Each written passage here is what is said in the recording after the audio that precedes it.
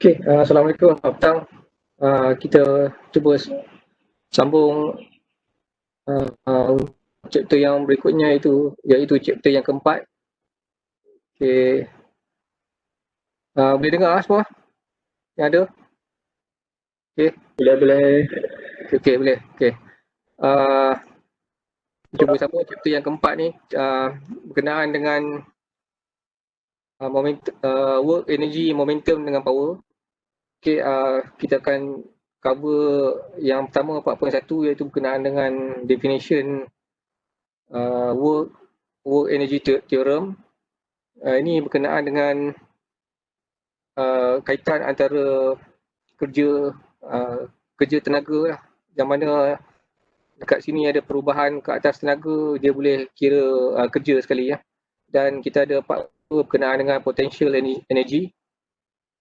Yang ni tenaga keupayaan, tenaga kinetik. Kemudian kita lihat dari segi hukum keabadian tenaga lah, mechanical energy keabadian tenaga, yang mana dekat sini kita gunakan kombinasi antara dua tenaga tu lah, tenaga keupayaan dan tenaga kinetik, untuk kita lihat dari segi perubahan tenaga lah, yang mana tenaga di sini tak boleh dicipta ataupun dimusnahkan lah. Tenaga ni memang ada, cumanya dia boleh berubah bentuk saja. Okey, yang di sini kita akan lihat dari segi hukum keabadian tenaga. Okey, kemudian kita ada 4.3 impulse, impulse and momentum theorem. Dan akhir sekali kita ada conservation of linear momentum, elastic dan inelastic collision. Yang ni lebih kepada pelanggaran lah. Pelanggaran dalam momentum, kita ada pelanggaran yang mana melibatkan pelanggaran secara depan, apa berlaku pada sebelum dan selepas pelanggaran macam tu, ataupun bila dalam arah yang sama, dalam arah yang bertentangan macam tu lah. Okay. Dalam arah yang sama ni mungkin pelanggaran boleh berlaku apabila objek dekat belakang lah laju lagi, dia langgar depan lah, dia langgar kereta depan macam tu lah. Okay. Umpama macam tu. Dan pelanggaran boleh berlaku macam bila sebelum pelanggaran begini, selepas pelanggaran dia melekat, dia berpisah macam tu lah. Okay, di sini kita akan lihat dari segi hal laju, perubahan hal laju, perubahan dan juga melibatkan tenaga yang lain-lain lah. Okay. Jadi kita akan masuk 4.1 berkenaan dengan kerja, work energy theorem. Okay, pertama sekali kerja. Kerja sebenarnya adalah daya, hasil daripada daya ke atas gerakan objek yang menghasilkan jarak macam tu lah. Okay. Yang mana dekat sini kerja ni, sebelum ni kita ada lihat daya lah. Okay, daya. Okay, kita ada daya bersih, kemudian kita belajar berkenaan dengan hukum Newton yang kedua, yang mana kita ada daya bersih sama juga dengan MA. Bila ada daya bersih, ada value daripada daya bersih tu tak zero, maksud dia objek tu bergerak lah. Dan bila dia bergerak, dia ada certain distance dia bergerak lah. Di sini kita boleh kaitkan dengan jarak tertentu lah, jarak tertentu yang dibuat. Okay. Bila jarak tertentu yang dibuat, adanya daya dan jarak tertentu, kita boleh kira kerja lah kat sini ya. Okay. Contohnya kalau kita ada macam kotak, kita nak tolak kotak dengan daya tertentu, kotak tu bergerak. Kalau dia tak bergerak, kotak tu kita tak boleh buat kerja lah, maksud dia. Okay. Sungguh pun kita tolak dia macam mana punya kuat pun, tapi objek tu duduk diam, dia tak gerak dengan jarak tertentu, maksud dia kita tak boleh calculate untuk kerja. Okay, ya. Jadi untuk berlakunya kerja, kita kena ada dua benda lah. Satu daya, dan satu lagi sesaran ataupun jarak yang dibuat oleh objek tersebut. Okay. Sebagai contoh, kalau kita tengok untuk horizontal punya motion, gerakan yang horizontal yang macam ni ya. Okay, bila kita tolak objek ni, dia bergerak pada jarak tertentu dengan adanya sesaran ataupun jarak yang dibuat, okay, kita boleh kira kerja kat sini ya. Okay, yang mana kerja kita lihat sebagai hasil darab daya dan juga sesaran ataupun jarak. Okay, yang mana dia punya unit dia adalah unit dalam unit joule ataupun kita ada Newton per meter, Newton meter kat sini. Okay ya, macam tu. Okay, dan dekat sini daya yang kita kenakan boleh ada dalam banyak bentuk dalam ataupun dalam banyak arah dekat sini. Okay, sama ada kita tarik dia macam tu, kita tolak dia macam tu. Okay, ada orang tarik lain kat sini, macam-macam lah. Okay, jadi di sini semua daya yang ditindak ke atas objek ini kita kena dapatkan daya bersih dia lah. Yang mana F ini kita kena dapatkan F net dia. Okay, F net. Okay, yang untuk X kita kena dapatkan F net untuk F lah kat sini. Okay, yang mana dia melibatkan ada komponen-komponen daya, sudut-sudut yang dibuat ke atas daya tersebut, kita kena uraikan ataupun dissolve ke komponen-komponen dia. Okay ya. Untuk situasi ini, komponen yang menggerakkan objek dalam horizontal adalah komponen X sajalah. Yang ni lah Fx je lah. Okay, kalau kita ada daya F, kita kena cari daya Fx lah. Okay, Fy, okay, tak memberi apa-apa makna lah kat sini ya. Okay, semua pun dia ada value dia. Okay, untuk kirakan work. Okay, yang mana daya itu, sesaran yang dibuat itu adalah selari dengan daya horizontal tu. Okay. Katakan kalau kita nak cari, kalau kita ada objek duduk dekat atas permukaan, kita tarik dia naik atas. Okay. Untuk kerja yang dibuat pada paksi horizontal ni zero lah, sebab dia tak membuat sesaran pada paksi X lah. Dia hanya membuat sesaran pada paksi Y. Kita boleh kira work yang dibuat pada paksi Y lah. As long as bila kita tarik dia naik atas, objek tersebut tersesar sejauh ketinggian tertentu lah kat situ. Macam tu. Ya. Jadi untuk dapatkan kerja, kita kena ada daya, kita kena ada jarak. Okey, macam tu. Ataupun sesaran yang dibuat. Okey. Kemudian kita masuk kuasa kat sini ya. Kuasa, kita ada dalam kuasa ini, kita ada dua jenis kuasa dalam fizik ya. Satu kuasa daripada mechanical lah, daripada work done, kerja yang dibuat. Okey, maksud dia kerja yang dibuat per unit masa ataupun kadar kita lakukan kerja. Dengan kata lain, kita ada rumus ni. Okey, kerja bahagi dengan unit masa. Okey, ataupun dengan kata lain kita ada kadar melakukan kerja. Macam tu lah. Okey, ataupun power rate of energy ni ya, transfer maksud dia untuk kuasa ni, dia punya unit dia dalam watt lah, dalam watt ni. Okey, ataupun unit dia dalam bentuk lain, kita ada kilogram meter kuasa 2 per second kuasa 3 ni. Okey, ataupun dalam rumus yang lain, kalau kita pecahkan W ni kepada F darab dengan S, okay, kita bahagi dengan delta T macam tu. Okey, yang S delta T ni boleh dapat V lah. Ini formula dia adalah laju lah macam tu. Okey, jarak bahagi masa dapat laju lah. Yang ni lah V ni. Okey, kita ada terbit satu rumus yang lain selain daripada diberi kerja, diberi daya apa semua, ataupun kita boleh dapatkan kuasa dalam bentuk lain kalau diberi laju macam tu. Okey, ni yang mana hasil darab daya dengan laju. Okey ya. Dia punya unit adalah watt. Macam tu. Okey. Jadi dia berkait-kait lah. Kalau kita ada kita ada daya, lepas tu ada sesaran yang dibuat, kita boleh dapat kerja. Daripada kerja, kalau kita ada masa per unit masa, kita boleh dapat power. Jadi dia berkait-kait lah. Dapat satu, kita boleh dapat satu lagi maklumat. Macam tu. Okey, kemudian kita masuk tenaga. Okey, tenaga ni dalam fizik, satu lagi ya yang saya terlepas berkenaan dengan power. Ada satu lagi power kuasa ni, kita cerita pasal dia ada unit-unit lain selain daripada watt ni. Dia ada kuasa dalam unit macam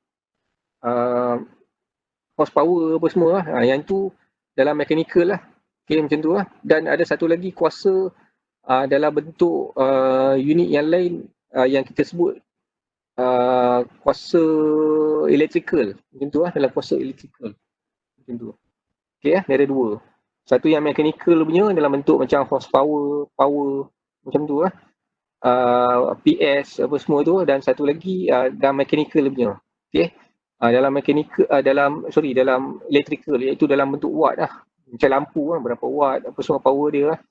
Lampu LED berapa watt, lampu Kalimantan, mentol biasa, filament biasa berapa watt, macam tu lah.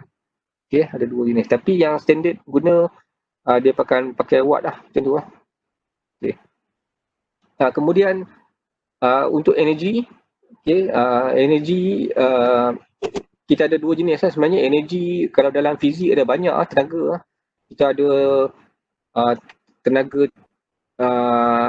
kita ada elektrik, okay, tenaga daripada tenaga nuklear, okay, kemudian kita ada tenaga daripada haba, tenaga cahaya, okay, kemudian kita ada tenaga-tenaga yang mechanical ni lebih kepada macam tenaga kinetik dan tenaga keupayaan lah dekat sini. Yang tenaga kinetik ni short form kita pakai kinetic energy. Kemudian untuk tenaga keupayaan kita panggil potential energy. Okay, jadi ada dua jenis ya. Untuk mechanical kita ada macam ni lah. Kalau yang lain-lain tenaga ada macam-macam lagi lah, kita boleh cover. Okay. Lepas tu kita akan explain, tengok apa beza tenaga kinetik dengan tenaga keupayaan. Okay, untuk tenaga kinetik, basically tenaga yang wujud apabila ada objek yang bergerak lah kat sini ya. Ada objek bergerak. Okay, maksud dia kita boleh kaitkan dengan gerakan objek yang daripada awal. Kalau kita ada daya, okay, ada sesaran, ada hal laju semua tu, bila dia ada gerakan objek, kita boleh dapatkan tenaga kinetik. Janji dia ada hal laju tentu lah. Okay, untuk munculnya tenaga kinetik ni ada dalam pelbagai bentuk lah.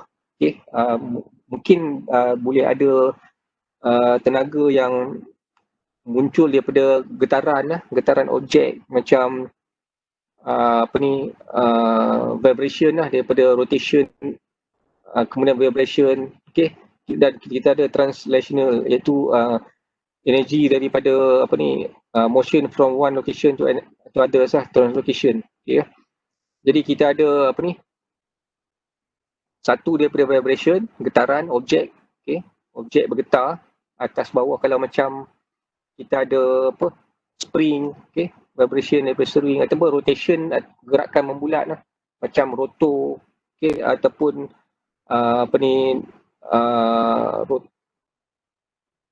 objek yang gerakan dalam bulatan lah, macam tu lah, rotational. Okay, kebanyakannya yang rotational ni kalau dalam enjin, okay, jadi motion tersebut yang kita boleh produce energy kat situ lah. Yang mana bila dia bergerak tu dia ada movement dalam bentuk particle movement macam tu lah, ataupun dalam bentuk wave movement. Okay, yang mana bila ada movement tu ada hal laju, kita boleh kira.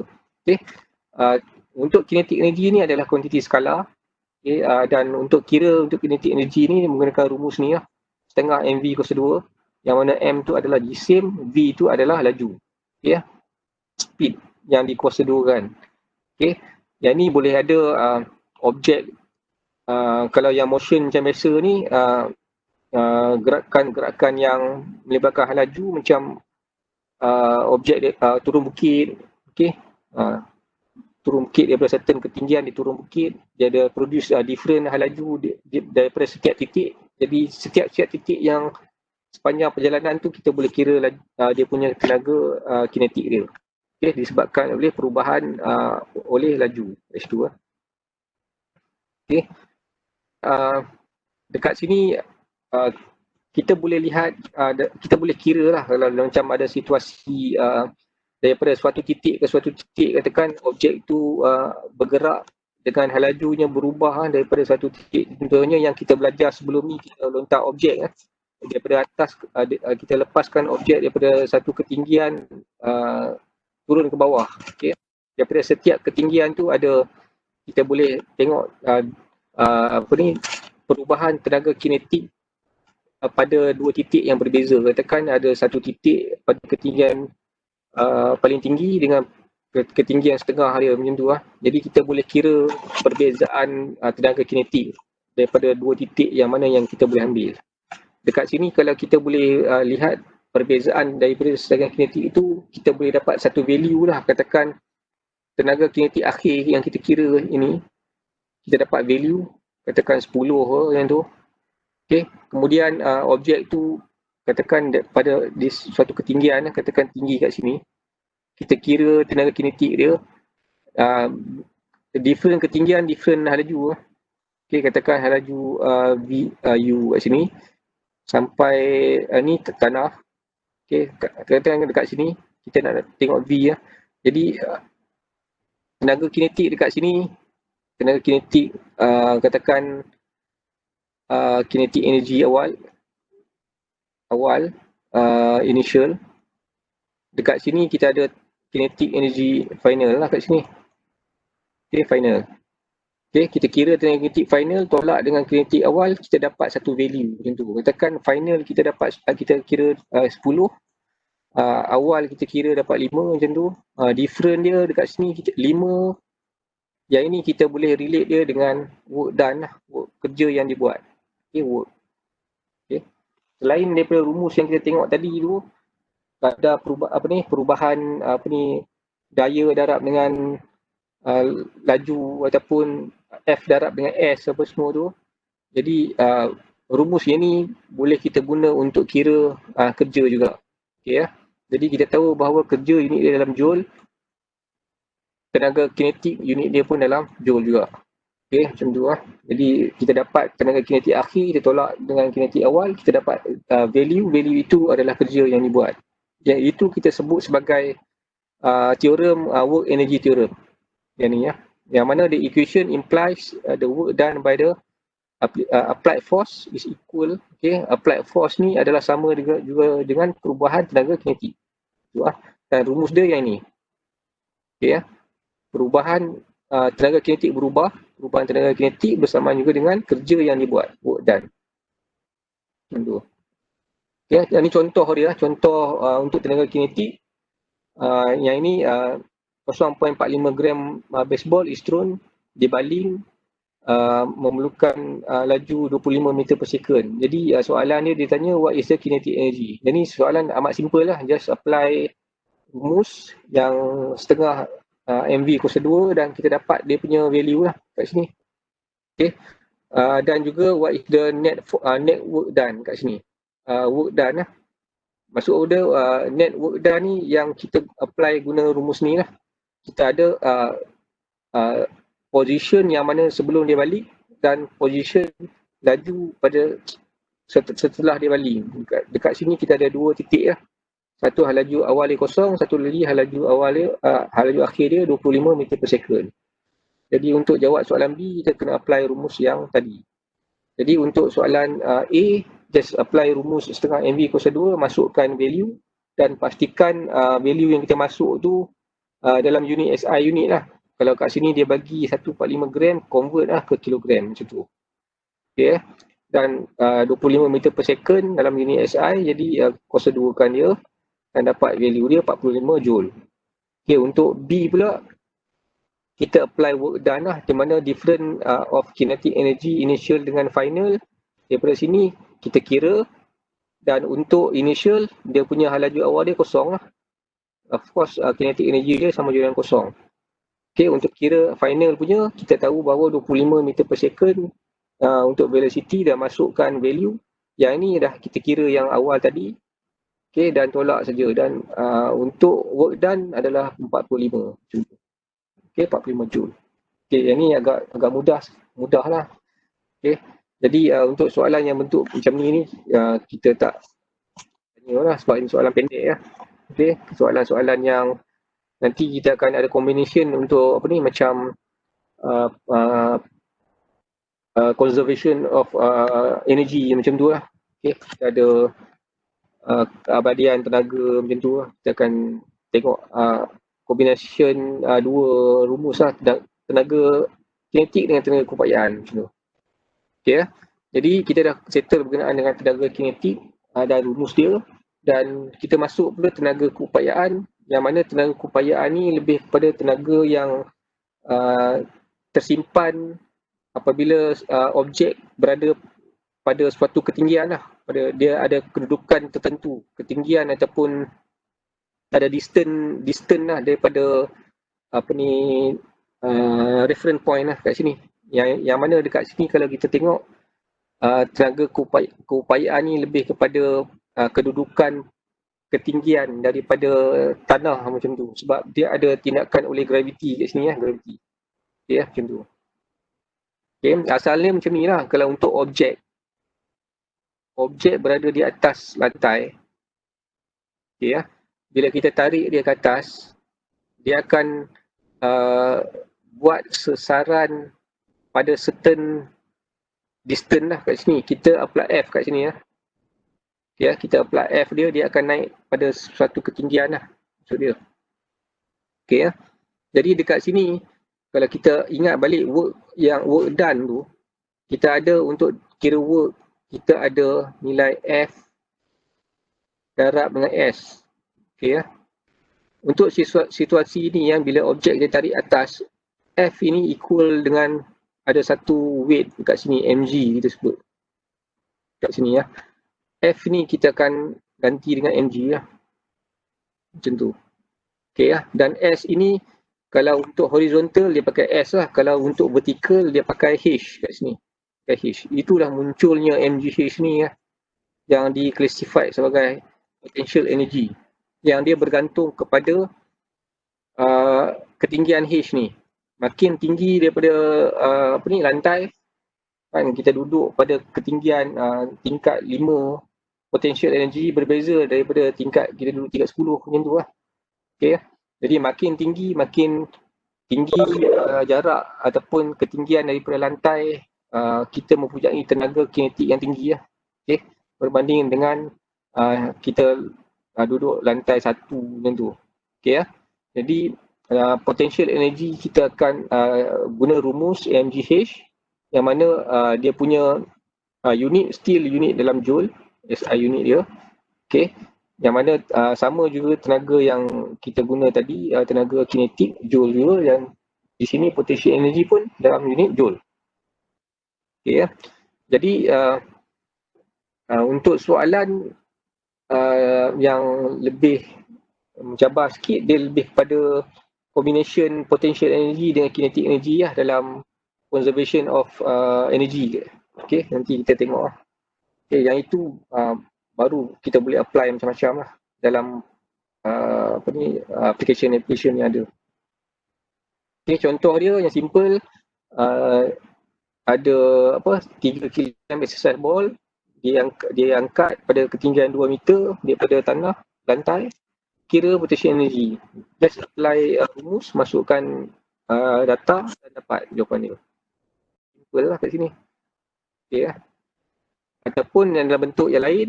Okay, sebelum ni kita ada tengok pada situasi yang mana objek kita tolak naik atas, okay, dia ada certain pecutan boleh berlaku. Okay, apabila kita kenakan daya kat atas dia, dan dia akan membuat satu distance tertentu kat sini, yang mana kita boleh apply menggunakan rumus yang sebelum-sebelum ni, rumus linear motion. Kita juga boleh apply menggunakan rumus energy. Okay, dua-dua tu kita boleh guna lah. Okay, jadi salah satunya untuk situasi ni kita boleh apply menggunakan rumus energy, yang mana untuk soalan ini kita ada 5 kg objek bergerak sejauh 5 meter apabila dia kenakan 40 Newton punya daya. Okay, pertama sekali dapatkan work done kat sini. Okay, yang kedua dia nak potential energy. Okay, jadi kita ada, dia bermula daripada point A dan dia sampai ke point tertentu dekat sini yang jarak dia 5, point C yang jarak dia 5. Okay, dia nak cari A dengan B.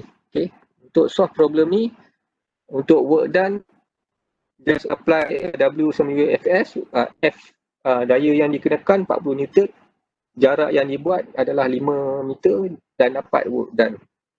Dan untuk B, potential energy, kita ada MGH, GCM ni 5, gravity kita ada, dan height dia 4 kat sini.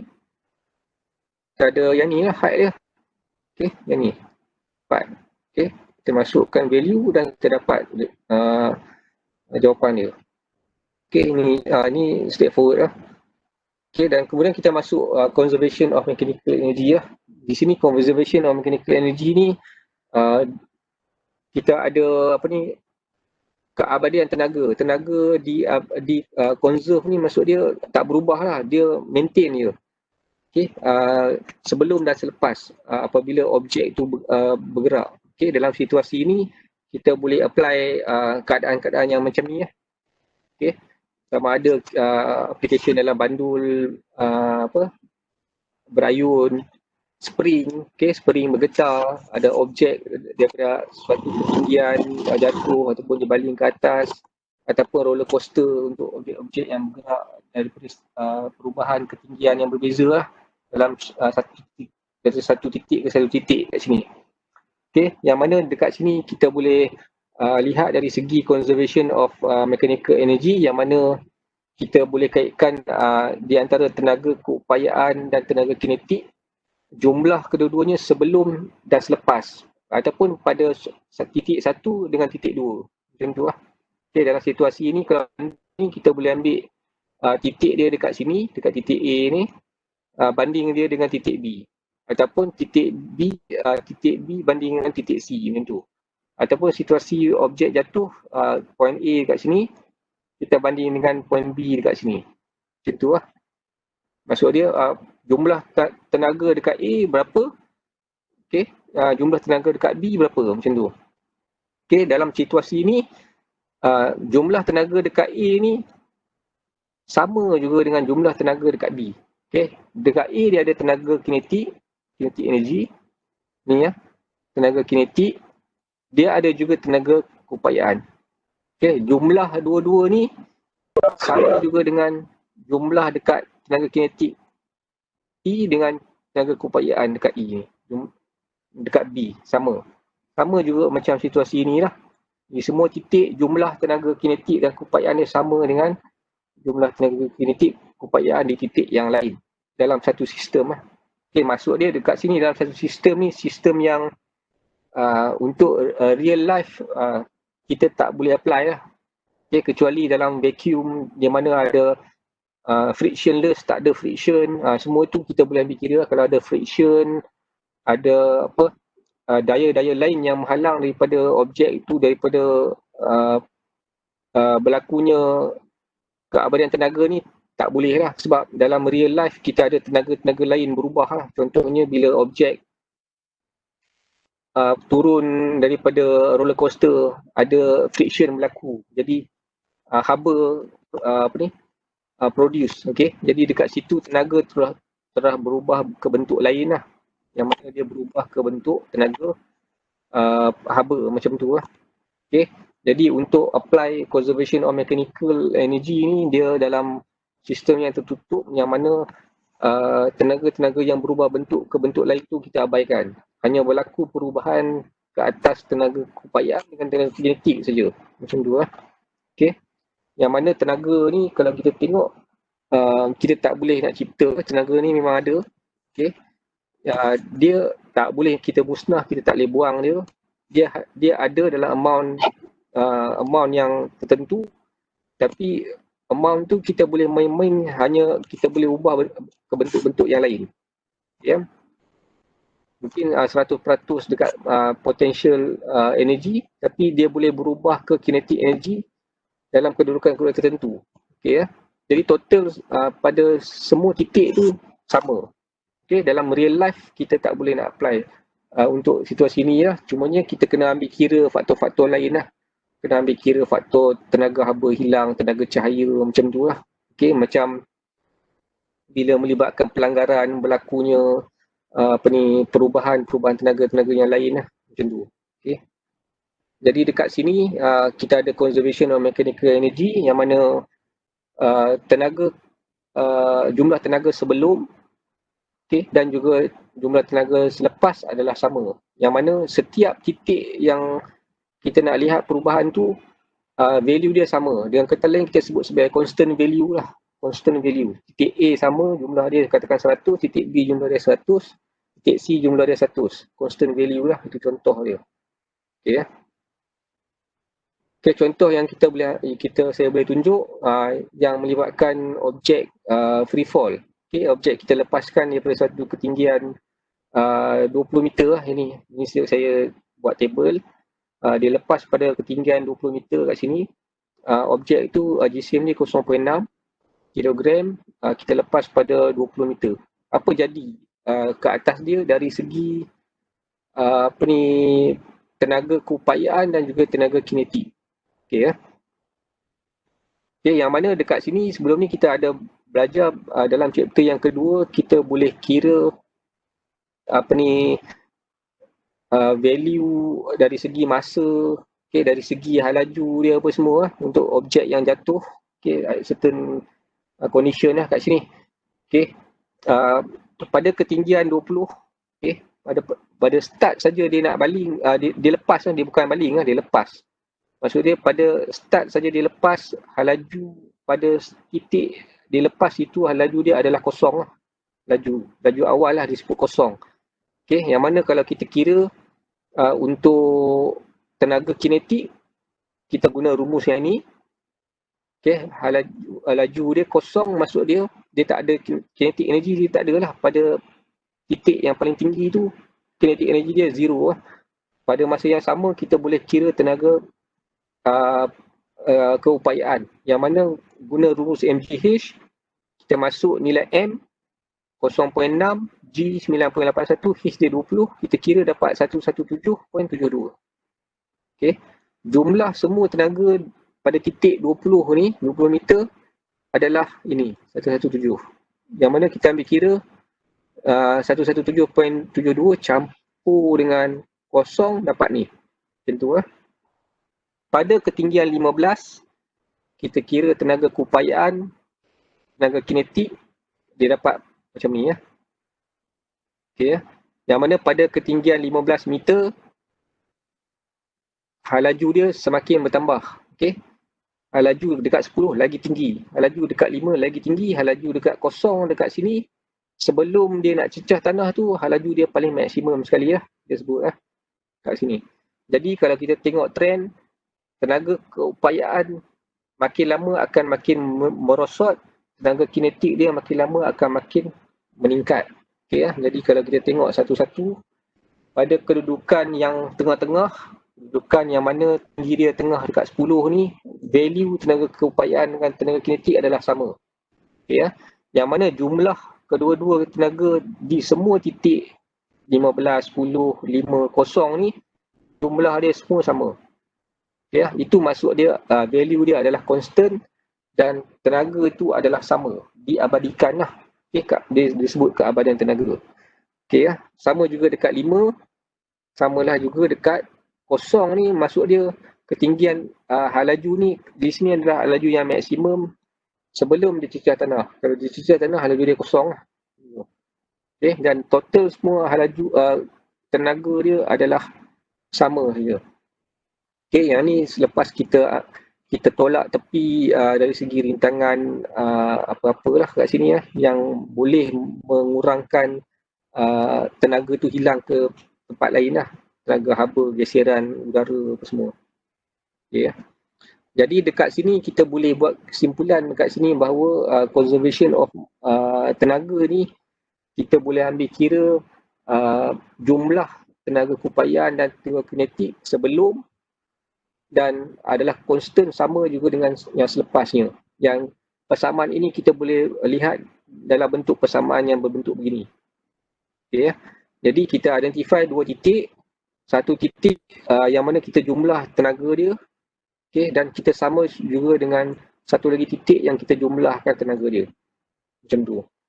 Okay. Untuk solve problem yang melibatkan conservation of mechanical energy ni, rumus ni kita akan pakai. Okay, dekat sini dia akan tanya hal laju berapa pada ketinggian berapa, macam tu lah, pada titik A, titik B macam tu. Okay. Ini contoh simple saja sebab objek yang ni untuk conservation of mechanical energy ya. Kalau kita ada cup friction yang geseran ni boleh diabaikan. Kalau kita ada cup ni sama lah, katakan dia punya rail sampai atas ni macam tu lah. Tinggian dia sama macam tu lah. Macam tu. Kalau saya lepas objek dekat sini, dia turun, dia akan sampai sini balik. Okay. Maksud dia energi dia tak habis lah. Okay. Kalau dalam vacuum ataupun frictionless semua, kalau kita lepas, dia naik, turun, patah balik, naik, patah balik, sampai bila-bila lah. Sebab tenaga dia conserve lah. Jadi yang real life sekarang ni sebab ada geseran, ada apa semua, lama-lama kita lepas objek daripada A, dia tak betul-betul sampai lah. Dia mungkin bawah sikit, dia patah balik sikit, lama-lama dia stop lah sebab ada geseran kat situ. Okay. Untuk situasi ni, kita ada objek 20 kg dilepas pada titik A. Soalan dia cari laju dekat B. Dekat sini dia punya V dia berapa, VB dia berapa tu. Dekat C dia nak cari BC. Macam tu. Okay. Jadi dengan menggunakan formula conservation of energy tu, kita boleh kira lah. Dengan kata lain, kita dapatkan jumlah tenaga dekat titik A. Lepas tu, kalau dia nak cari dekat B, kita dapatkan jumlah tenaga dekat titik B. Macam tu. Okay, ya. Jadi untuk solve problem dia, kita guna rumus ni. Dekat titik A, kita ada jumlah tenaga dekat A. Dekat titik B, kita ada jumlah tenaga dekat A. Yang laju dekat B, dia nak cari berapa. Okay, yang lain semestinya kena ada maklumat lah masuk. Kalau tak ada maklumat masuk, tak boleh nak cari VB. Okay, ya. Dan dia masuk value apa semua, dia dapat VB 14.07. Okay, ya. Dengan kata lain, VB ni, hal laju dekat B ni adalah hal laju yang maksimum. Ini maksimum lah kat sini. Okay, sebab dia berada pada kedudukan yang paling rendah sekali in term of ketinggian lah. Okay. Jadi kalau dia naik balik, dia akan hal laju dia makin kurang lah kat sini. Okay, di sini makin kurang, akan melaju sampai maksimum. Di sini adalah maksimum. Okay, ya. Untuk B pula, dia nak cari hal laju dekat C. Kita menggunakan yang sama. Rujukan dia, yang ni dekat titik boleh kita guna yang ni dekat titik A pun boleh. Okay. Yang ni dekat titik C. Okay. Yang ni ataupun terbalik ya. Okay. Yang ni dekat titik C, yang ni dekat titik A boleh. Ataupun ni dekat titik C, ini dekat titik B. Macam tu. Sebab dekat B kita dah tahu dah maklumat dia. Okay. Mana-mana satu pun boleh. Janji ada satu titik rujukan yang komplit maklumat kita tahu lah. Dekat sini hal laju lah yang kita kena tahu. Sini dah tentu tak tahu hal laju dia. Kalau sini tak tahu hal laju, ambil yang dekat sini ya. Sebab sini ada hal laju awal dia kosong. Sini ya. Okay, dah tahu hal laju kat sini 14.07, boleh ambil. Macam tu. Okay, mana-mana satu boleh ambil ya. Janji ada satu titik rujukan dia. Okay. Jadi kat sini dia gunakan, ni contoh ni dia guna titik C dengan titik B ya. Jadi titik B yang kira tadi 14.07 tu dia masuk dalam rumus, dia kira dia dapat. Macam tu. Okay, ya. Jadi kalau kita tengok dekat sini ya, kalau perasan kalau tengok untuk contoh yang diberi ni untuk conservation of kinetic energy, conservation of mechanical energy, dia punya GCM dia tak memainkan peranan pun kat sini ya. Sebab kalau kita tengok GCM M ni kita boleh cancel out. Okay, kita boleh cancel kat sini. Okay, jadi rumus dia sekarang ni jadi setengah V kuasa 2 campur GH sama dengan setengah VB kuasa 2 campur GHB. Macam tu lah. Okay. Kalau dalam soalan tak diberi jisim pun kita boleh rumus, kita boleh solve problem ni. Okay. Jadi kalau siapa-siapa rajin, kalau cuba solve problem ni menggunakan simbol saja, simbol. Okay, tanpa guna nombor-nombor ni nanti. Okay, yang nanti kita akan dapat satu rumus yang mana rumus ni sama, dia akan muncul satu rumus ni sama macam rumus gerakan linear dalam chapter yang kedua. Okay, saya tak nak bukti tunjuk lah. Okay, jadi sebenarnya rumus yang kedua tu kita boleh guna untuk solve problem yang awal-awal tadi saya tunjuk. Yang mana yang sistem yang ni. Okay. Dan dalam sistem ni untuk objek free fall kita boleh solve problem nak dapatkan hal laju menggunakan kaedah conservation of mechanical energy ataupun kita boleh solve problem guna linear punya rumus 4 tu. Okay, ya. Jadi kalau kita guna rumus conservation of mechanical energy, kalau kita buat solve guna simbol-simbol tanpa guna nombor-nombor kita masuk, kita akan dapat rumus sama macam rumus linear punya motion. Okay, ya. Yang tu saya tak nak sentuh lah berkenaan dengan tu lah. Jadi just nak bagi tahu kata rumus yang linear motion, okay, kita boleh derive daripada rumus-rumus ni, boleh muncul lah. Okay, ya. Jadi dalam situasi ni kita tengok laju VB dengan VC ni, VC adalah rendah lah kat sini ya. Okay, berbanding yang VB kita dapat 14.07, VC kita dapat 11.71. Okay ya, tentu.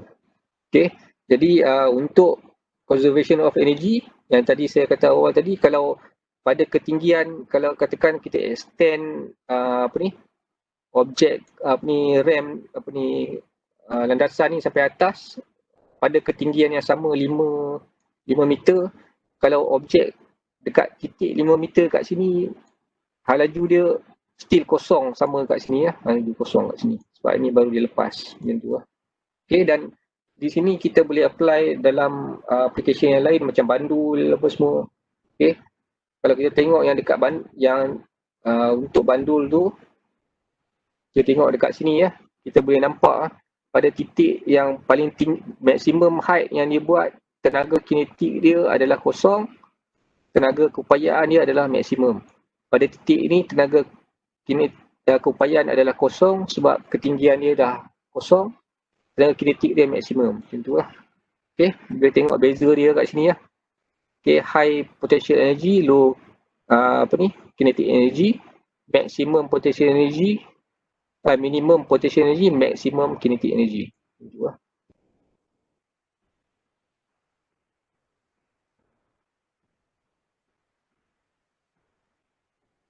Okay, ini contoh bukan contoh lah, exercise lah, nanti habis sini boleh cuba.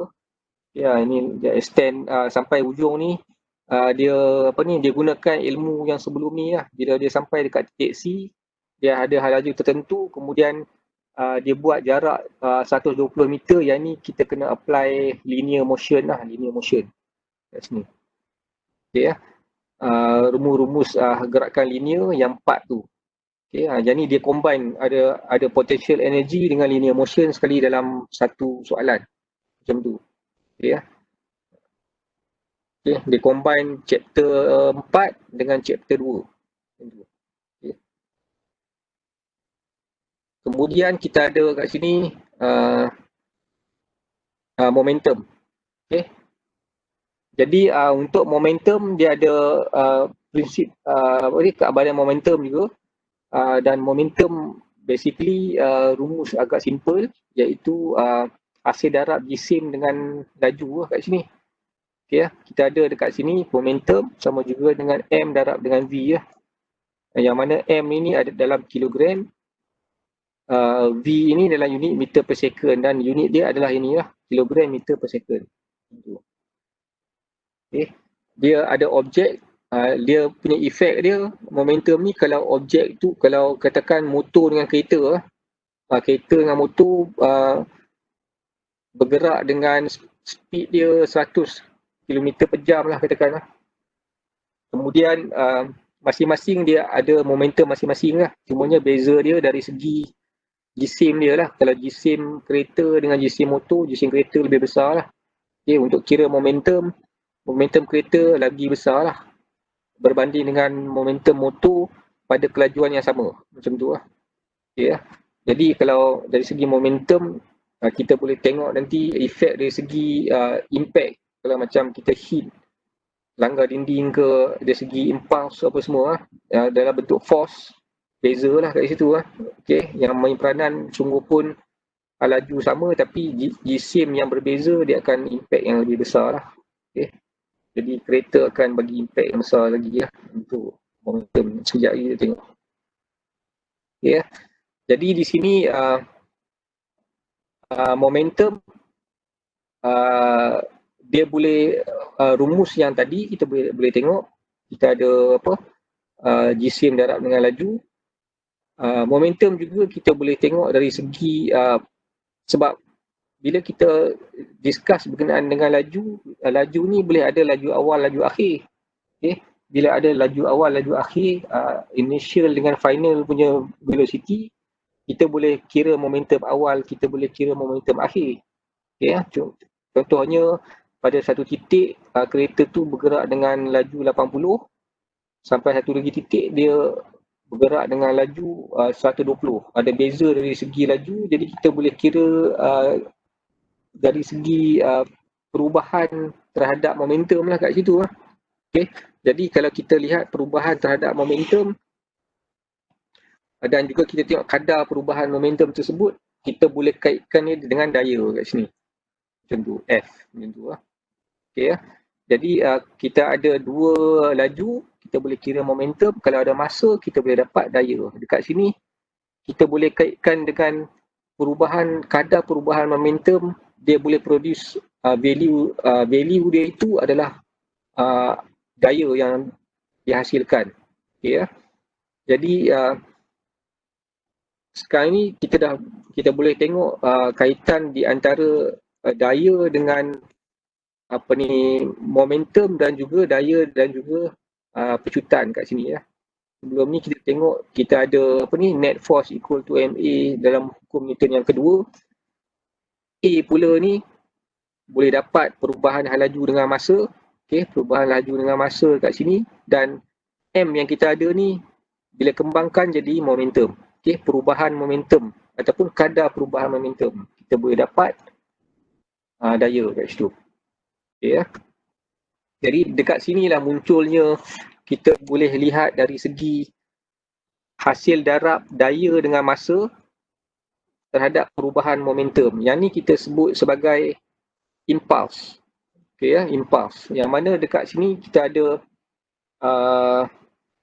the product of constant force F and the time interval delta T ni kita sebut sebagai impulse. Yang mana impulse ni, value impulse ni hasil darab daya dengan perubahan masa. Okay, ya. Yang mana dekat sini kalau kita contohnya kalau kita kereta hit berlakunya pelanggaran yang melibatkan masa yang singkat dekat sini ya. Yang mana kalau pelanggaran ni dia ada hal laju dan juga dia ada force, okay, yang muncul, daya yang muncul dan juga masa yang singkat. Dekat sini kita ada impulse kat sini. Kita boleh kira menggunakan rumus ni. Okay. Okay. Jadi dekat sini impulse, value dia sama juga dengan perubahan momentum. Itu dengan impulse. Okay. And then daripada momentum kita boleh extend dia punya information related dengan ada dua objek berlakunya pelanggaran. Okay, ya? Sebab tadi momentum saja dia hanya satu objek saja. Kalau ada satu objek ada hal laju, perubahan hal laju hanya kira impulse, hanya kira force macam tu. Tapi kalau ada dua objek dengan hal laju yang berbeza sebelum dengan selepas macam tu kita boleh discuss berkenaan dengan pelanggaran collision Ada beberapa jenis lah. Yang penting sekarang ni kita nak tengok conservation of linear momentum lah, sebab bila ada conservation ni maksud dia dengan kata lain kita kita tak ambil kira benda-benda lain lah yang boleh tak tak boleh buat dia jadi conservation. Dengan kata lain, kalau ada friction dan lain-lain lagi lah yang menyebabkan tak boleh menghasilkan conservation itulah. Okay, jadi kalau kita ada dua objek sebelum berlaku pelanggaran dan selepas berlaku pelanggaran. Okay, dalam situasi ini kita boleh tengok ada dua objek dengan dua momentum yang berbeza. Contohnya sebelum pelanggaran, objek M1 ni bergerak ke kanan dengan laju U1. Okay, dan kita ada objek M2 dengan laju U2. Okay, sebelum pelanggaran, dua-dua ni bergerak dengan laju yang berbeza. Kemudian berlakunya pelanggaran, untuk membolehkan berlakunya pelanggaran untuk situasi ini, objek M1 ni dia kena laju lah daripada M2, baru dia boleh melanggar. Okay, ya. Jadi bila berlakunya pelanggaran, ada beberapa kemungkinan yang berlaku yang kat sini ya, selepas pelanggaran. Sama ada dia berlanggar, kemudian dua-dua berpisah dengan laju yang berbeza ke kanan, okay, ya. Ataupun dua-dua bila berlanggar, dua-dua ni melekat, okay. Melekat bergerak dengan laju yang sama, okay. Itu satu, itu dua keadaan. Ataupun bila dia berlanggar, satu patah balik macam tu lah. Okay, dalam macam main bola biliar lah, macam tu lah, bola biliar lah, dia langgar bola yang lain, kemudian dia boleh patah balik lah, macam tu. Okay, situasi collision ni ada bermacam-macam lah, macam tu. Jadi apa yang kita perlu faham untuk prinsip of conservation of linear momentum ni, kita kena lihat dari segi jumlah momentum sebelum. Bila kita jumlahkan, katakan saya jumlahkan yang ini campur dengan ini, jumlah dia sama juga dengan yang selepas pelanggaran. Okay, yang mana kita boleh apply rumus ni. Okay, saya kira momentum untuk objek 1, saya kira momentum untuk objek 2, saya jumlahkan. Selepas pelanggaran, laju dia berbeza. Setiap objek menghasilkan laju yang berbeza. Tak kira lah kalau dia melekat. Kalau dua-dua melekat bergerak sama, laju V1 ni, V2 ni sama lah. Okay. Jadi kita boleh apply rumus ni.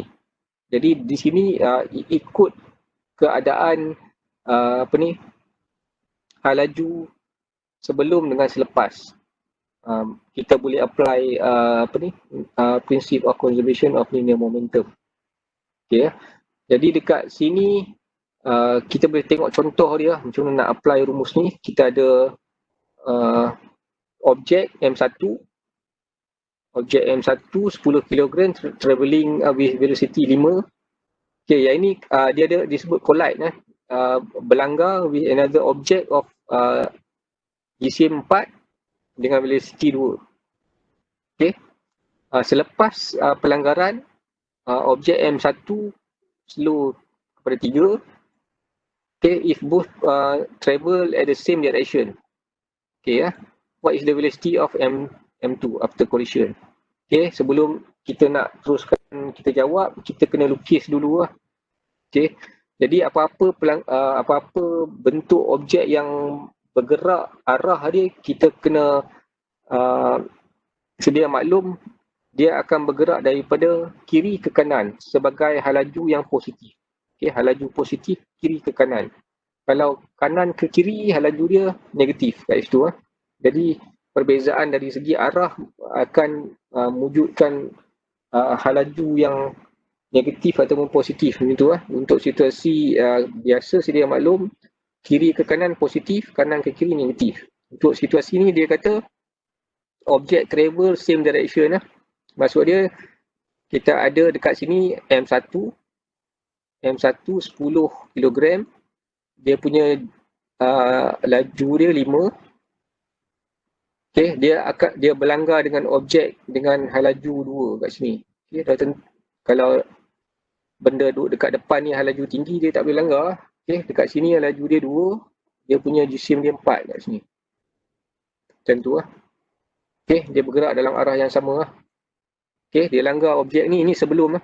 Sebelum dan sebelum selepas. Okay, untuk selepas, objek yang pertama tadi jadi 3, objek yang kedua tadi jadi berapa laju dia. Okay, dengan kita apply prinsip keabadian momentum, kita ada momentum sebelum, kita ada momentum selepas, tapi dengan syarat untuk solve problem ni, kita kena ada semua value. Satu value yang kita nak cari iaitu V2 lah, objek yang kedua kat sini. Okay, kalau tak ada katakan hal laju dekat U1 tak ada, memang tak boleh jawab lah soalan ni. Okay lah. Untuk situasi ni tak boleh jawab lah, tapi ada teknik macam mana nak solve problem dia lah. Okay, jadi ini macam kita belajar matematik lah, kita ada persamaan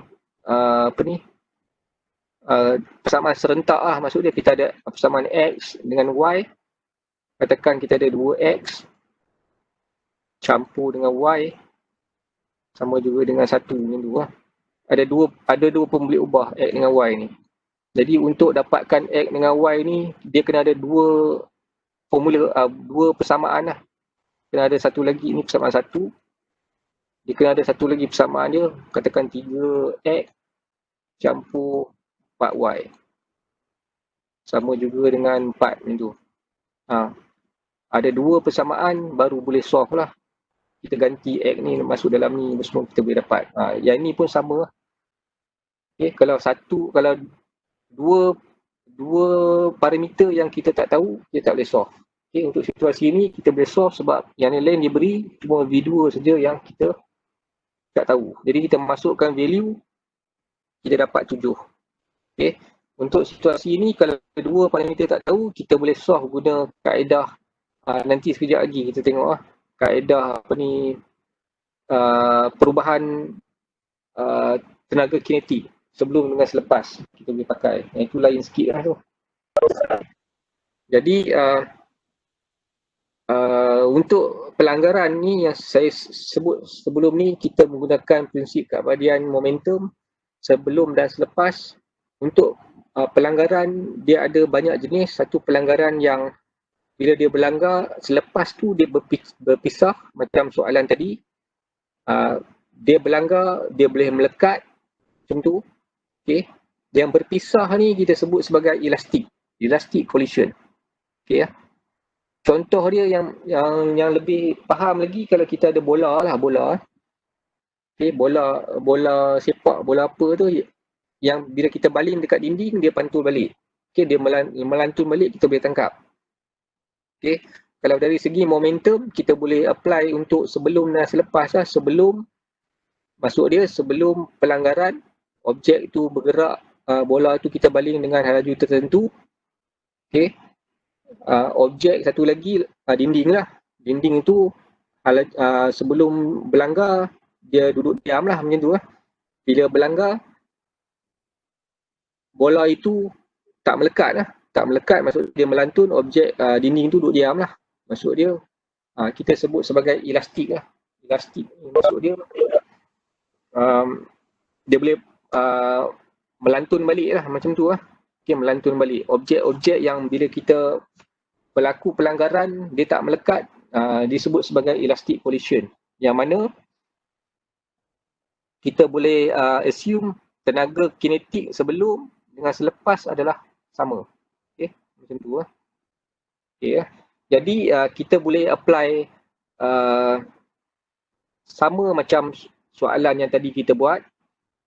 Okay, yang mana bila berlaku pelanggaran, dua-dua bergerak dengan laju yang berbeza, kita boleh apply rumus ni sebelum dan selepas, yang mana kita boleh ambil apply conservation of linear momentum. Dan satu lagi kita boleh apply guna conservation of kinetic energy. Okay, yang mana kinetic energy awal untuk dua objek kita campurkan sama juga dengan jumlah tenaga kinetik akhir untuk dua objek. Okay, sebab sebelum pelanggaran merujuk pada soalan yang tadi, hal laju 4 dengan hal laju 2 tadi kan. Okay, jadi kita boleh kira kinetik dua-dua objek itu, yang sebelum kita jumlahkan, yang selepas kita boleh kirakan untuk objek yang pertama sebab hal laju ada, hal laju yang kedua yang kita tahu. Okay, dekat sini bila datang masalah yang mana ada dua parameter tak tahu, katakan V2 disuruh cari, katakan U1 kita tak tahu, kita boleh dapatkan bantuan rumus yang ini untuk solve problem tu.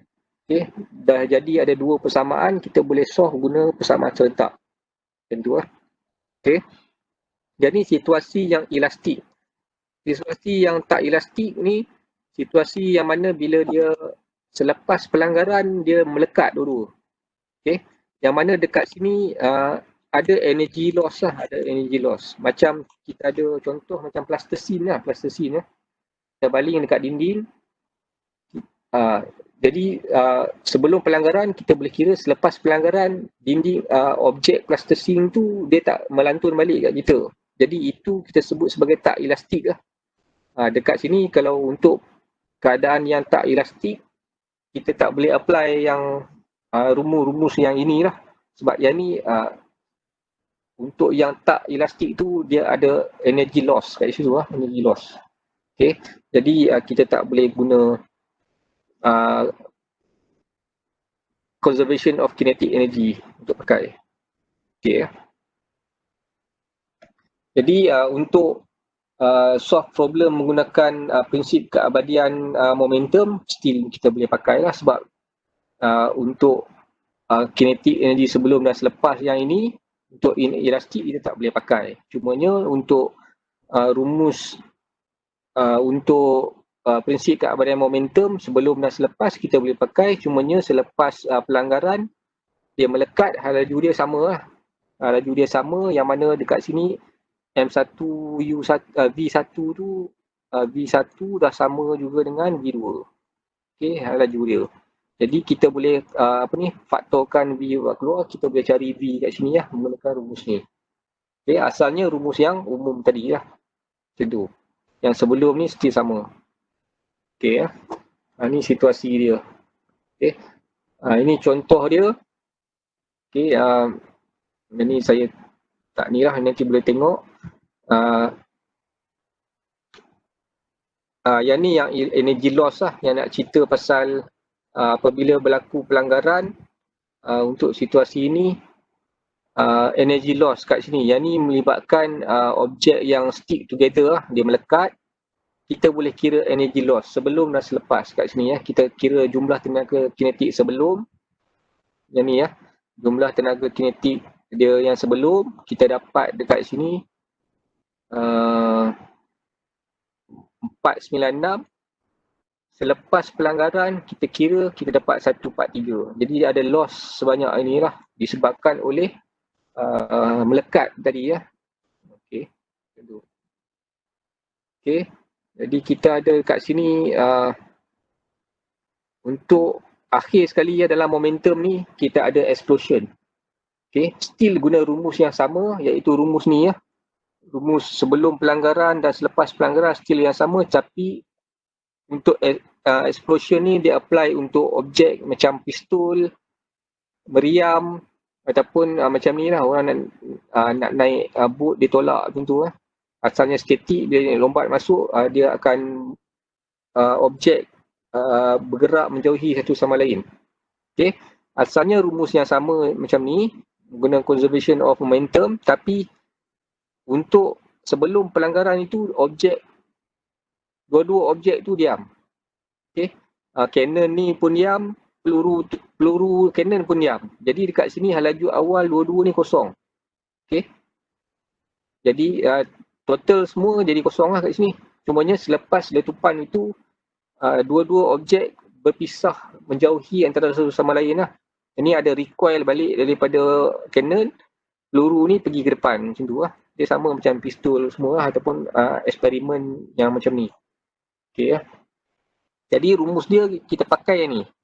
Kosong sama dengan M1V1 campur M2V2. Ni lagi simple. Okay lah. Okay, jadi untuk conservation of momentum dia ada beberapa dia punya situasi lah. Okay. Saya dah cerita situasi yang tu. Ini contoh problem dia. Bila kita apply rumus yang bawah ni agak simple. Jadi sebelum pelanggaran dah tentu kosong lah. Dan selepas pelanggaran peluru akan pergi ke kanan katakan sebagai positive value. Dan katakan dia nak dapatkan recoil velocity of rifle. Kalau nak dapat recoil dia akan bergerak ke kiri lah. Masa kita kira tu kita akan dapat value dia negatif lah kat sini lah. Okay, dah tentu menunjukkan bahawa laju yang negatif tu arah dia ke terbalik lah. Terbalik. Okay, untuk situasi ini okay, dia gunakan rumus yang ni, dia masukkan value. Okay, GSIM rifle, GSIM peluru dan halaju peluru 250 meter per second selepas shoot, berapa halaju recoil. Dia dapat negatif 2.5. Negatif 1. Dapat negatif 1. Maksud dia recoil ke arah kiri macam tu lah. Okay. Dia sentak senapang tu ataupun pistol.